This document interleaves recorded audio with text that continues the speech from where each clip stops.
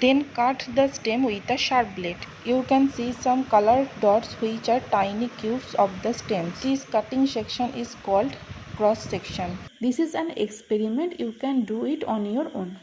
In some plants like sugarcane and potato, the extra food is stored in the stem. The food is mostly stored in the form of a substance called starch. Starch is a form of energy-giving food. There is an experiment that uses a chemical to test for starch. The stems of some plants such as sugarcane, potato store the extra food in the stem. We eat them as our food. The potato is a vegetable that has a lot of starch in it. Cut a potato in half and use a dropper to pour a few drops of iodine solution on the inside surface of the cut half. The color of the liquid turns blue-black. This change in color of iodine is because of the presence of starch. To prove that potato has starch in it, we can do an experiment. Put some iodine solution here. You can see that the solution became blue and black because potato has starch in it. Come to the next page. Leaf. There are two tubes that go through the midrib or the main vein of each leaf blade. So there are two tubes. Okay. One tube brings in water and minerals through the stalk from the stem. The other tube sends food to the stem. One tube brings water and one tube sends food. Many side veins emerge from the main veins. So these are side veins. These can be seen in a leaf. A very interesting feature about leaves can be seen if a plant is viewed from above. Each and every leaf can be seen from the top of the plant.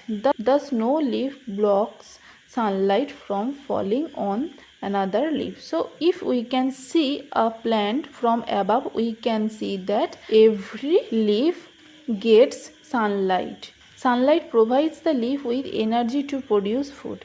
Sunlight is trapped by the green substance called chlorophyll that is present in the leaves. So there are some substances that make the leaf green. These are called chlorophyll.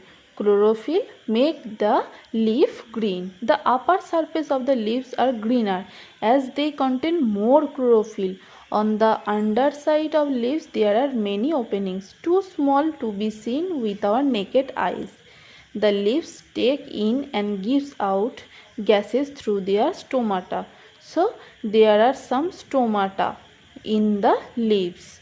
With this help of this stomata, the leaves can breathe in carbon dioxide and breathe out oxygen. If a thin slice of a leaf is seen under a microscope, we can see these openings between layers of box like cells. Cells are the smallest living units. To prepare food, the leaf takes in carbon dioxide through the stomata and gets water from the roots through the stem. In the presence of sunlight, the chlorophyll combines the two things to make sugar. The process is called photosynthesis or making in the presence of light. Oxygen gas and some extra water are also released in this process. This is given out by the plant through the stomata. The process of giving out the water as vapor is known as transpiration. So when the leaf prepares food, it absorbs carbon dioxide through stomata and it absorbs water through the roots. Then in the presence of chlorophyll, which is green, and in the presence of sunlight, the plant's leaf make their food, which is sugar. It is the food of the plant, and they release the gas, which is oxygen, and they release some vapor, which is water vapor. This is the process of photosynthesis. Remember this very carefully. Come to the next page. Sugar is used by the plant as food. As I have said you that sugar is their food. The extra food prepared is changed into starch and stored in different parts of plants.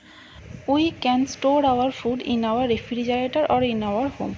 In this way, plants can store their extra food in their different parts of the body. So student, read this only, okay?